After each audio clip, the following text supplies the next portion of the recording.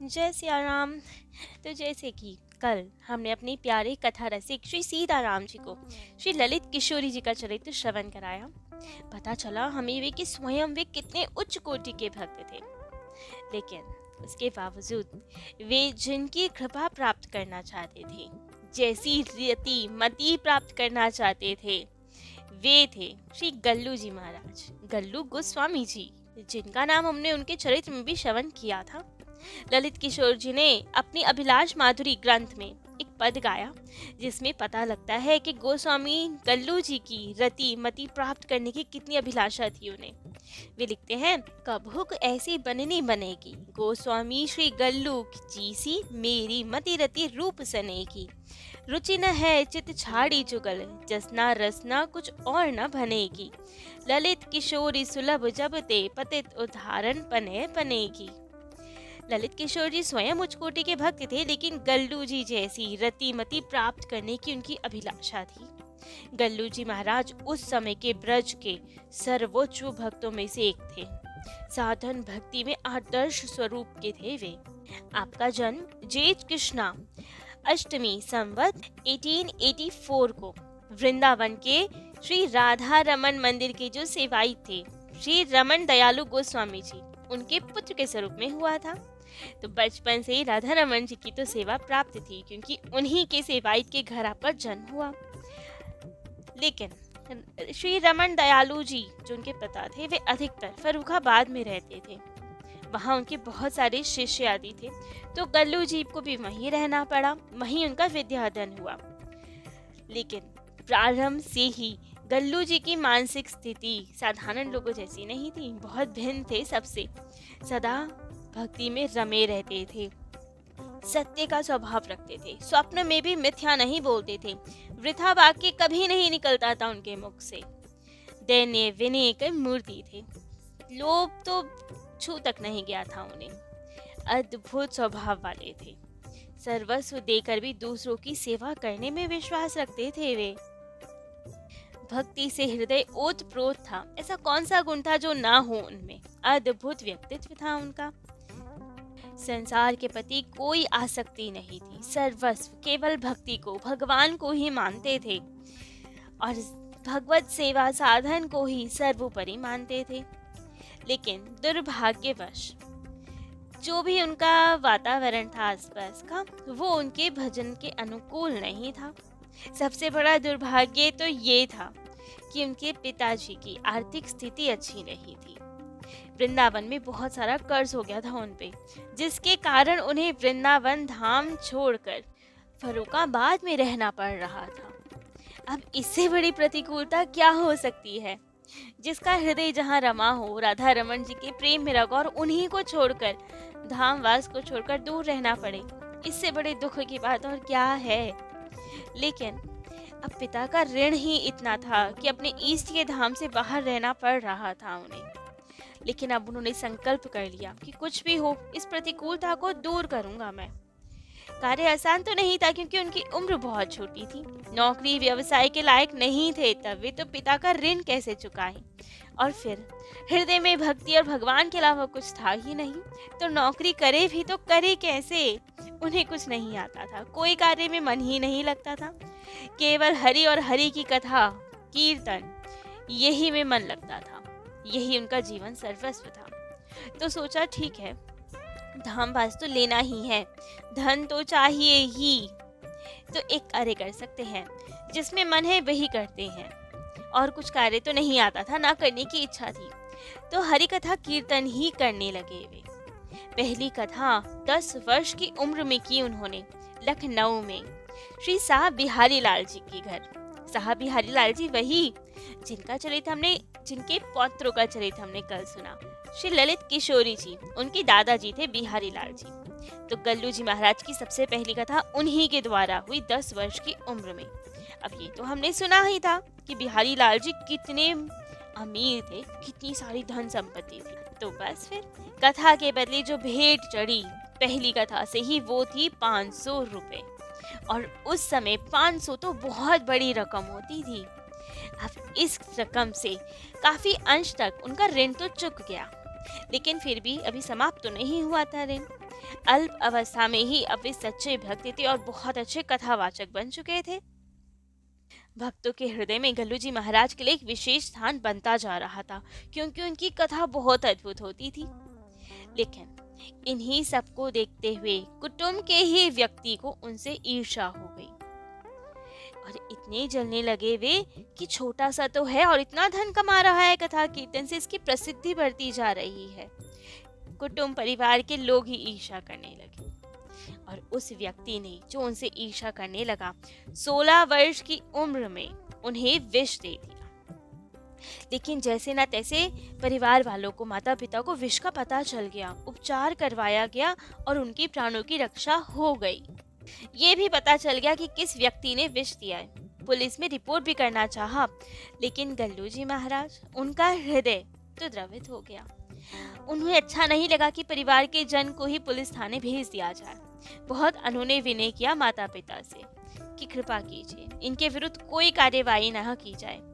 अब घर वाले भी राजी हो गए और वो व्यक्ति जिन्होंने इन्हें विष दिया था उससे भी बहुत पश्चाताप हुआ। जन भर फिर इनका सत्कार करता रहा वो व्यक्ति और अब आनंद से कथा चलती और खूब धन आता। धीरे धीरे कर्ज भी चुकने लगता। अब गल्लू जी के पिताजी ने उनका विवाह कर दिया 1901 में, जब उनकी अवस्था केवल 17 वर्ष की ही थी। अब चाहते तो नहीं थे, लेकिन फिर भी पिता का विरोध नहीं कर पाए तो कर दिया विवाह। लेकिन ठाकुर जी की इच्छा, विवाह के कुछ दिन बाद ही पत्नी का देहांत हो गया। अब पिताजी ने फिर से कहा कि अब दूसरा विवाह करो।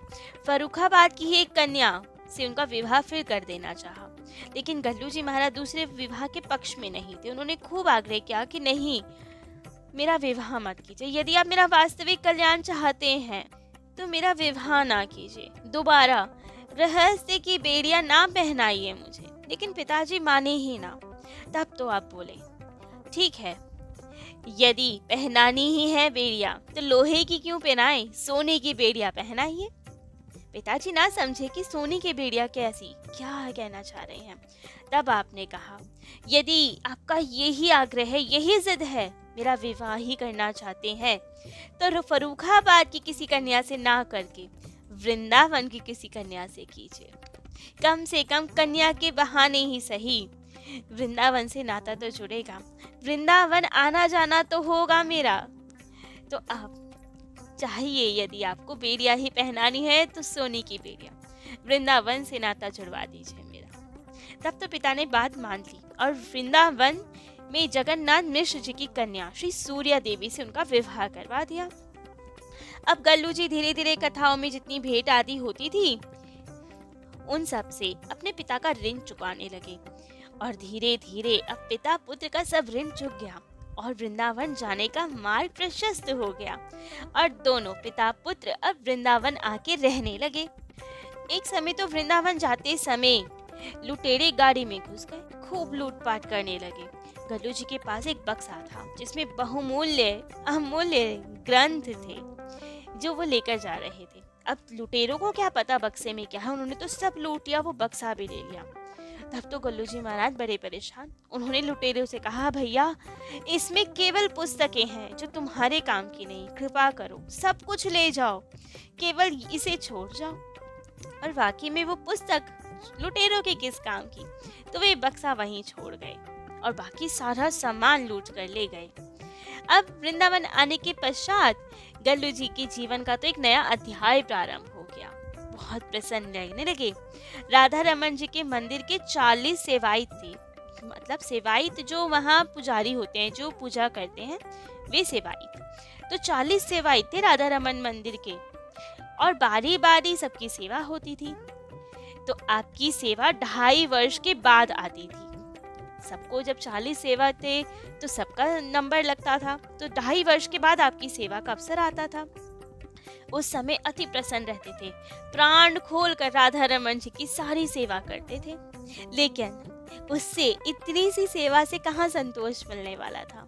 जब उनकी सेवा का अवसर बीत जाता था तब तो बाकी दिनों में मंगला आरती, जो सबसे पहली आरती होती है प्रातःकालीन, वे सेवा दूसरों से मांग मांग कर ले लेते थे। बाकी जिनकी सेवा होती थी उनके पास जाते, उनसे अनुनय विनय करते कि मंगला की सेवा हमें दे दीजिए। और दूसरे लोग भी इन्हें अधिकतर वो सेवा दे दिया करते थे। कुछ तो इसलिए दे दिया करते थे कि प्रातःकाल 4 बजे आरती करनी है तो स्नान करना पड़ेगा इतनी जल्दी, बड़ा कष्टकारी प्रतीत होता था उन्हें, तो कुछ तो इसलिए दे देते थे। लेकिन कुछ इसलिए दे देते थे क्योंकि गल्लू जी महाराज का भाव प्रेम जानते थे, और इतने प्रेम से जब आप आग्रह करते थे तो मना नहीं कर पाते थे। तो इसलिए जैसे ना तैसे मंगला की सेवा आप ही के नाम हो गई थी लगभग। मंगला की सेवा आप ही करते थे। लेकिन कभी कभी ऐसा होता था कि कोई सेवायत मंगला की सेवा नहीं देता था। कहते थे नहीं, हमारी सेवा है तो हम ही करेंगे, आपको क्यों दे दें। तब तो आपको बड़ा दुख होता था। लेकिन सेवायत से कुछ नहीं कहते थे, राधा रमन जी की ही इच्छा जानते थे। कहते थे लग रहा है मुझसे श्री जी के प्रति कोई अपराध बन गया है, तभी तो सेवा नहीं दी मुझे। बड़े दुखी होते थे और उस दिन मंदिर के बाहर झाड़ू लगाते थे और अपने आप को संतुष्ट करते थे। परंतु झाड़ू लगाते जाते और श्री जी पे प्रणय आक्षेप करते जाते। कहते तुम्हारे घर को कुत्ता तुम ठुकराओ तो ठुकराओ, जाऊंगो कहाँ, द्वार पर पड़े को रह के सेवा तुम्हारी करूंगो। अर्थात कि मैं तुम्हारे घर का ही तो कुत्ता हूँ, तुम ठुकराओ तो ठुकराओ, लेकिन मैं कहाँ जाऊंगा तुम्हारा घर छोड़ के, यहीं तुम्हारे द्वार पर ही पड़ा रहूंगा, तुम्हारी ही सेवा करूंगा। और ऐसे श्री जी को सुनाते रहते और झाड़ू लगाते रहते, रुदन करते रहते और उसके बाद खूब आनंद से दर्शन करते। लेकिन जब राजभोग का समय आए तो अब जो सेवायत हो उन्हें भोग थाली का प्रसाद मिलता था। तो जो भी सेवायत होते थे जाते वहां और भिक्षा में राधा रमन जी के प्रसाद की एक रोटी मांग लिया करते। ये उनका दैनिक नियम बनता था। जो भी सेवायत होते उन्हीं के पास चले जाते, भिक्षा मांगते कि केवल एक रोटी दे दो राधा रमन जी के प्रसाद की। लेकिन एक बार तो एक कुछ कर्कश स्वभाव के गोस्वामी जी थे और उन्होंने इन्हें खूब जोर के डांट दिया। कहा रोज रोज आ जाता है रोटी मांगने, लज्जा नहीं आती तुम्हें, जा रोटी नहीं मिलेगी तुम्हें। अब गल्लू जी को तो बुरा लगना चाहिए था ना, लेकिन नहीं लगा बुरा। गोस्वामी जी से कुछ भी नहीं कहा, क्योंकि उनकी दृष्टि में गोस्वामी जी का तो दोष ही क्या था। रोटी देना ना देना तो राधा रमन जी की इच्छा पे निर्भर करता है ना, मालिक तो वो हैं, बाकी सब तो सेवक हैं उनके। सेवक की क्या मजाल बिना मालिक की इच्छा के किसी को कुछ दे दे। सेवायत को इतनी स्वतंत्रता कहाँ कि राधा रमन जी की इच्छा के बिना उनका प्रसाद का एक कण भी किसी को दे दे। इसीलिए जब भी उन्हें प्रसाद की रोटी ना मिलती, कुछ सुनना पड़ जाता, तो बहुत दुख होता और सब आक्षेप राधा रमन जी पे ही डालते, उन्हीं को कहते, उनसे कहते हुए चलते मैं तुम्हारा टहलुआ हूँ, मांगना तो मेरा काम है, देना तुम्हारा काम है, देओ तो देओ, ना देओ तो ना दो, तुम्हारी मर्जी, हम क्या करें, हम तो तुम्हारी ही टहल बजाएंगे। राधा रमन लाल जी भी खूब प्रेम करते थे, खूब अनुभव दिया करते थे। जरा सी भी कहीं कोई सेवा में त्रुटि हो जाती तो स्वप्न में आके तुरंत शिकायत किया करते थे आपसे। ऐसे ही खूब आनंद से सेवा करते और कभी कभी वृंदावन के बाहर कथा आदि के लिए जाया करते थे। अधिकतर तो लखनऊ ही जाया करते थे, ललित माधुरी जी के और ललित किशोरी जी के यहाँ कथा करने, और वे भी बहुत प्रसन्न होते थे आपसे, आपको गुरु तुल्य ही मानते थे। खूब प्रसन्न होकर उत्सव मनाया करते थे जब गल्लू जी महाराज वहाँ आते थे। तो उसके अलावा काशी, शाहपुर, भरतपुर आदि शहरों में भी श्रीमद् भागवत जी की कथा कहा करते थे। जब भरतपुर में सरकारी मंदिरों में आप कथा करने चाहते थे तो बाजार से सवारी निकला करती थी, आपकी शोभा यात्रा होती थी, दोनों ओर से दंडवत और जय जयकार की ध्वनि निकला होती थी। सब लोग खूब आदर सम्मान किया करते थे आपका। इतनी भीड़ हो जाती थी सड़कों पे कि यात्रा निकलनी भारी हो जाती थी। उनकी कथा की विशेषता ये थी कि वे ब्रज भाषा में ही कथा कहा करते थे, फारसी का एक शब्द भी प्रयोग में नहीं लाते थे। एक समय तो बड़ी असमंजस में पड़ गए, उन्हें किसी प्रसंग में बंदूक की बात कहनी थी। अब बंदूक तो फारसी शब्द, उसका तो कैसे नाम ले ले, तो फिर अब क्या बोले बंदूक की जगह। तब उन्होंने कहा लोह नालिका में श्याम चूर्ण प्रवेश करके अग्नि जो दीनी तो धड़ाम शब्द भयो। वे कहना चाह रहे थे ना कि जब बंदूक से गोली निकली तो धड़ाम शब्द हुआ, तो उसके लिए उन्होंने ऐसा कहा जिससे फारसी का शब्द बंदूक ना बोलना पड़ जाए। कथा श्रोताओं को भी खूब आनंद आता था आपकी कथाओं में।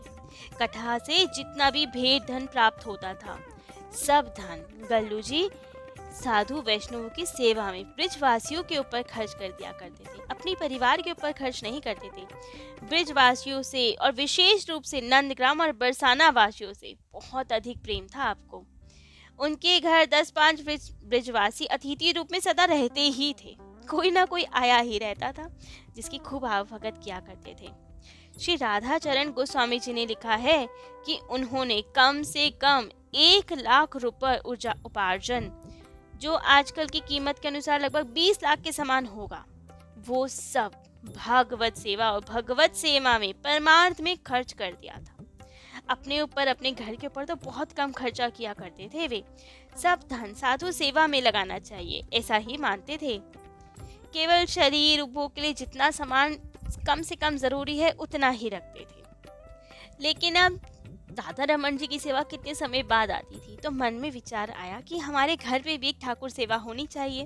और तब ठाकुर जी की कृपा ऐसी हुई कि श्रीमन महाप्रभु के कोई प्राचीन विग्रह स्वेच्छा से जाने किस लीला के अंतर्गत आपके पास आ गए। और फिर 1932 में अपने ही निवास स्थान पे गल्लू जी महाराज ने उनके मंदिर की स्थापना की और षडभुज महाप्रभु की खूब आनंद से प्रेम से सेवा करने लगे। अब तो नित्य नियम यही कि राधा रमन जी की तो मंगला आरती करते और फिर वहां से आने के बाद अपने घर में महाप्रभु जी की मंगला आरती करते। दोनों ठाकुर जी की खूब प्रेम से सेवा करते जा रहे थे। अब सेवा को छोड़कर उन्हें कुछ और अच्छा लगता ही नहीं था। अब वृंदावन से बाहर जाना भी कष्टकर लगता था। कथा आदि के लिए भी अब वृंदावन से बाहर नहीं जाते थे। 1937 में उन्होंने प्रण ले लिया कि अब वृंदावन से बाहर कहीं नहीं जाएंगे। घर का सारा भार, सार संभार सब श्री राधाचरण गोस्वामी जी पर ही छोड़ दिया और स्वयं 8 पहर श्री राधा रमन और श्रीमन महाप्रभु, जो उनके स्वयं के ठाकुर जी थे, उन्हीं की सेवा में लगने लगे। ऐसे ही खूब प्रेम से सेवा करते करते मार्गशीर्ष कृष्ण प्रतिपदा संवत 1947 को श्री राधा रमन जी ने सदा सदा के लिए गल्लू जी महाराज को अपने नित्य धाम, अपनी नित्य सेवा में अंगीकार किया। भौतिक देह का त्याग करके दिव्य देह से ठाकुर जी के गोलोक धाम को पहुंचे। कहते हैं उनके दाह संस्कार के समय उनका सारा शरीर भस्मीभूत तो हो गया था, लेकिन उनकी जो गले की कंठी थी वो जो की त्यों बनी रही। कितनी अचरज की बात है, जबकि तुलसी जी की तो कंठी होती है, जबकि पूरा शरीर जल गया, भस्म हो गया, लेकिन तुलसी जी की कंठी को कुछ नहीं हुआ, वो ऐसे ही बनी रही। अब लोगों में तो वैसे ही बहुत श्रद्धा थी आपके प्रति, तो जब देखा कि आपके गले की कंठी ऐसी ही है, तो उसके दाने लेने के लिए प्रसाद स्वरूप लोग झपट पड़े और जिसके हाथ में जितने दाने आए कृपा मान के अपने भाग्य को सराहते हुए अपने पास सहेज के रखे उन्होंने वो उनकी कंठी के दाने। गल्लू जी महाराज ब्रिज भाषा के बहुत अच्छे कवि थे। वे गुण मंजरी के नाम से पदों की रचना किया करते। उनके कई ग्रंथ प्रकाशित भी हैं। आज भी श्री राधा रमन मंदिर में विभिन्न तिथियों पे उत्सवों में श्री राधा रमन पद मंजरी के ही पद गाए जाते हैं, जो कि उन्हीं के द्वारा लिखा हुआ ग्रंथ है। तो ऐसे अद्भुत भक्त थे श्री गल्लू जी महाराज। तो आज गल्लू जी महाराज का चरित्र तो यही विश्राम देते हैं। कल अपने प्यारे कथा रसिक श्री सीताराम जी को उनके अन्य किन्हीं दिव्य प्यारे भक्त का चरित्र श्रवण कराएंगे। आज के लिए इतना ही। जय जय श्री सीताराम।